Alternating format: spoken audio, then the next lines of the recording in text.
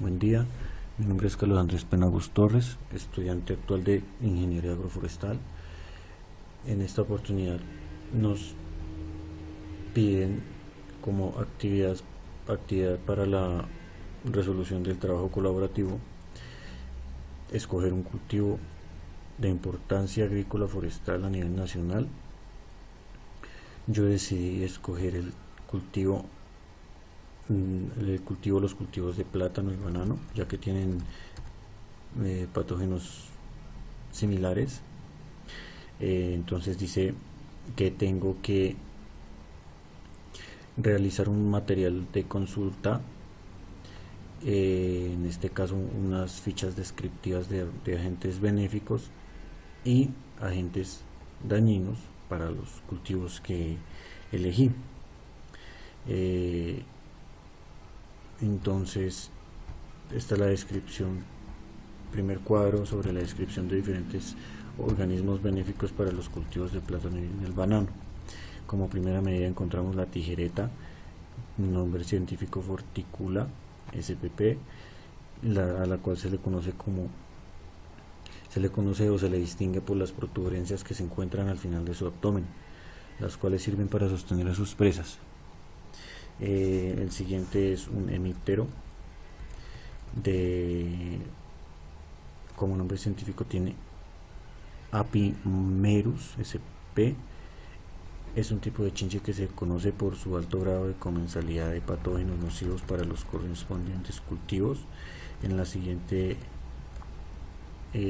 aparte encontramos otra tijereta, la Dermaptera, la cual es otra tijereta de iguales características a la primeramente mencionada. El siguiente es un coleóptero, Ontophagus.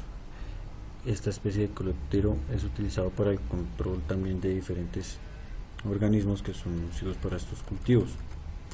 El siguiente es un hongo Ascomoceto, el cual crece de forma natural en diferentes suelos. Gracias a su poder entomopatógeno, le es posible parasitar diferentes especies de insectos. Este hongo se mete por sus protuberancias posibles, parasitándolo, envenenándolo de poco a poco hasta causarle su muerte. En la siguiente aparte tenemos a una avispa, Brachymeria spp. Aquí tenemos las formas de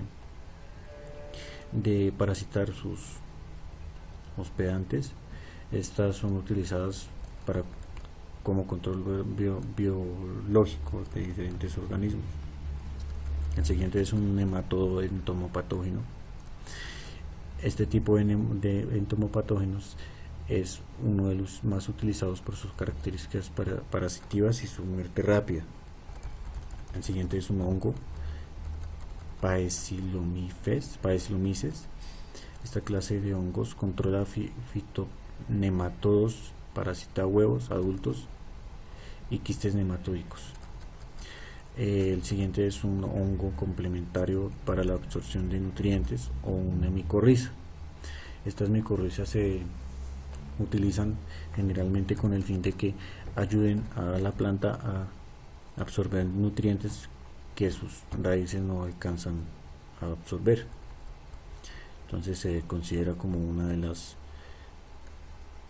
estados de simbiosis más importantes dentro del reino vegetal. El siguiente es un hongo, Metarhizium anisopliae, el cual ataca insectos. Estos hongos son muy efectivos contra el picudo negro. Su reproducción es asexual y se adhiere a la cutícula de los insectos, produciéndoles la muerte después de que esté dentro de ellos. El siguiente es otro hongo entomopatógeno, Paecilomyces liliacinus. Este tipo de hongos se acciona en el momento en el que parasita los huevos de insectos y se reproduce muy rápidamente dentro de su hospedero, envenenándolo poco a poco hasta causarle su muerte. El siguiente es una avispa, Trichogramma. Este tipo de avispa diría yo que es uno de los más eficientes, puesto que parasita huevos de más de 250 especies. Aparte de esto, también ataca coleópteros. Las especies que parasita son lepidópteros. También ataca coleópteros, hemípteros, himenópteros, así como muchas más. Esta es otra especie de avispa, la cual tiene capacidad también de depredar diferentes clases de lepidópteros. Muchos de los huevos puestos por esta avispa están vacíos, pero cuando un huevo eclosiona, mata despacio al huésped. El siguiente es otro tipo de avispa. También se considera como como parasitoide de diferentes organismos, lepidópteros, coleópteros, dípteras, entre otros. Y aquí también encontramos otro tipo de avispa. Aunque a esta Apanteles se le ha usado muy poco, puesto que esta especie de parásito es muy poco conocida, se le ha estudiado muy poco. Luego encontramos la bacteria Bacillus thuringiensis, que habita comúnmente en el suelo. Se utiliza como biopesticida. Y el último que tenemos es Gliocladium, que es un hongo que se utiliza como biocontrolador de diferentes microorganismos. Dentro de los microorganismos que pueden atacarnos a los cultivos que yo seleccioné, se encuentran muchos que podemos utilizar. El hombre generalmente los utiliza para controlar las plagas. Hay estos hongos y bacterias que son manipulados, hay otros naturales. Seguimos, ya terminamos nuestro primer cuadro de organismos benéficos. Ahora seguimos con los organismos nocivos para los organismos que son nocivos para el cultivo. También aquí podemos dar a conocer la sintomatología de los diferentes ataques que producen estos animales. Entre los primeros encontramos el gusano cabrito del banano, que generalmente consume la hoja desde la margen hasta el centro. Tenemos aquí la sintomatología. Enseguida tenemos la Erwinia. Aquí coloqué virus del mosaico del pepino, pero generalmente pues he investigado y generalmente se encuentran muchas clases de cultivos. Principalmente causan daños dentro de los pseudotallos, puede afectar los rizomas y los higos y genera olor fétido. El siguiente es un virus, que es el virus rayado del banano. Las afecciones que causa este virus pueden ser severas si no se realizan las medidas necesarias para su control. Aquí encontramos un tallo afectado por este tipo de virus. Enseguida encontramos el virus de mosaico de la bráctea, el cual ataca plantas jóvenes.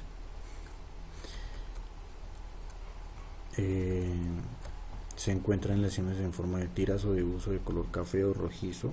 Provoca defectos de crecimiento, como también defectos en la producción de su fruta.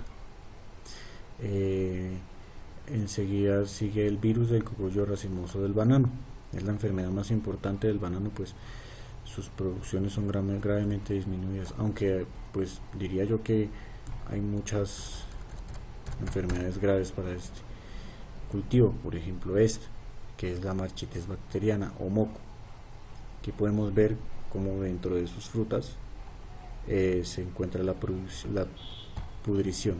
Esta es una de las enfermedades más graves de los cultivos del banano, pues puede causar pérdida completa de la producción de todas las dentro de cualquier clase de cultivo.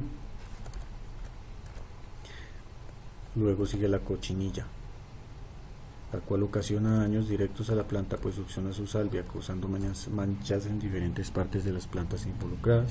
Y aquí podemos encontrar su imagen, las imágenes de las diferentes clases de cochinillas. Enseguida de esto seguimos con el gusano peludo de la hoja. el cual causa decoloración parcial con un daño perpendicular a las nervaduras.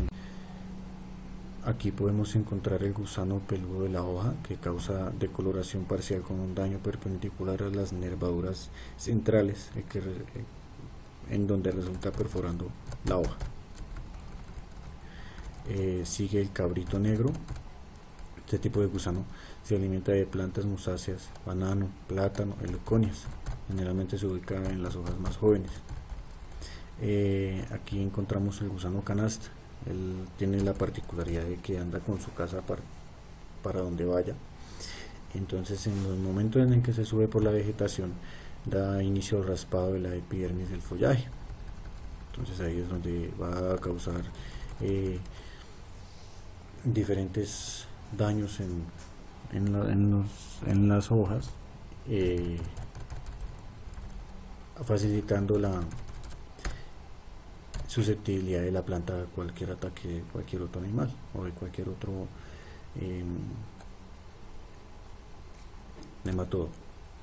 Enseguida encontramos el picudo negro o barrenador del rizoma del banano, el cual ataca en cualquier estado del desarrollo de las plantas. Sus larvas se alimentan y desarrollan dentro del huésped, formando túneles dentro del mismo.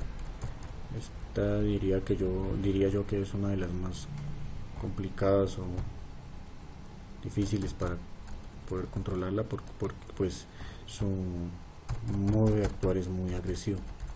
El siguiente es el barrenador del tallo del banano. Aquí dice que es una de las plagas más importantes del cultivo del banano, del plátano, pues tiene una vida larga. La infestación generalmente empieza a los 5 meses de edad de la planta. Crean túneles en todo el tallo del individuo infestado, por lo tanto ya después de encontrado ya la planta prácticamente no sirve para nada. Dentro de otros picudos podemos encontrar el picudo amarillo y el rayado. Generalmente se encuentra más que todo el picudo amarillo, el cual es encontrado en plantas con heridas en tejido en descomposición y en residuos de cosecha. El siguiente es el pequeño picudo negro, pues aquí no coloqué observación, pero en lo que investigué se trata de una especie nueva que hasta ahora está llegando a Colombia, ya está en otros países. Es muy agresivo, es de tamaño pequeño. Enseguida encontramos el gusano araña, el cual no es tan común encontrarlo, pues sus poblaciones son bajas. Se come la hoja desde el borde externo hasta su nervadura. El siguiente es el gusano cogollero, que ese sí lo encontramos prácticamente en todas las adquisiciones forestales que construyamos, los cuales hacen perforaciones en la lámina de la hoja. Atacan las hojas principales o el tallo, prácticamente lo cortan. Después de esto encontramos el Coleoptero colapsis, el cual llega directamente hasta el fruto. Él solamente se alimenta de los frutos, ocasionándoles perforaciones. El mordisquea a lo largo de los filos, también en las superficies de los dedos tiernos del banano, del plátano. Enseguida encontramos la mosca guarera entre los dedos menores entre dedos jóvenes, que son menores, que se encuentran en menos de 2 semanas. Produce quemazón de color negro, causa daños dentro de la fruta. Aquí podemos ver su imagen. Enseguida encontramos el gusano caterpillar. Sus larvas más pequeñas son las que afectan la fruta, consumiéndola desde la parte superficial de la cáscara, el cual causa cicatrices. Enseguida encontramos la abeja trigona, la cual, por acceder a sus néctares y dulces de la fruta, muerden y deterioran las flores del banano o del plátano. Cucarrón, entonces, en Euteola videntata y Dicinetus. Estas son 2 especies parecidas. Cuando los adultos surgen del suelo en una plantación joven, perforan la base del pseudotallo, formando galerías, las cuales sirven como sitio de apareamiento y alimentación de todo.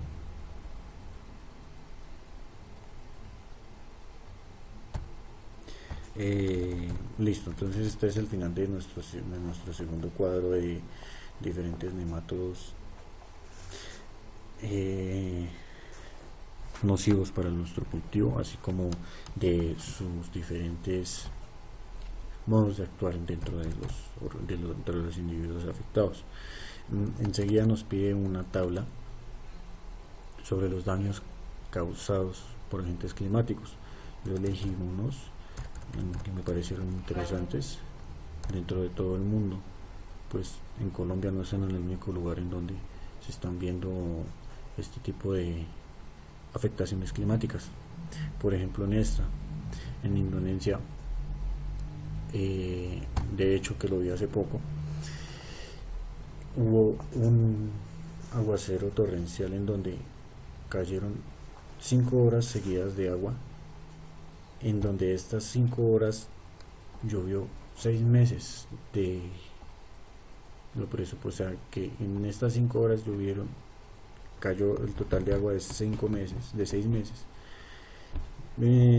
generando así la pérdida completa de la producción en este caso parece que era maíz o banano. En la siguiente imagen se decide elegir las sequías, y este es un cultivo en donde se pueden ver las correspondientes afecciones por este tipo de mal.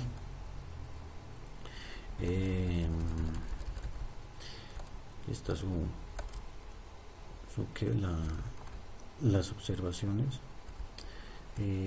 Los incendios, pues como ya todos sabemos, son ocasionados prácticamente, o en muchos de ellos, por la mano humana, ya sea por dejar botellas de plástico, vidrios en las diferentes zonas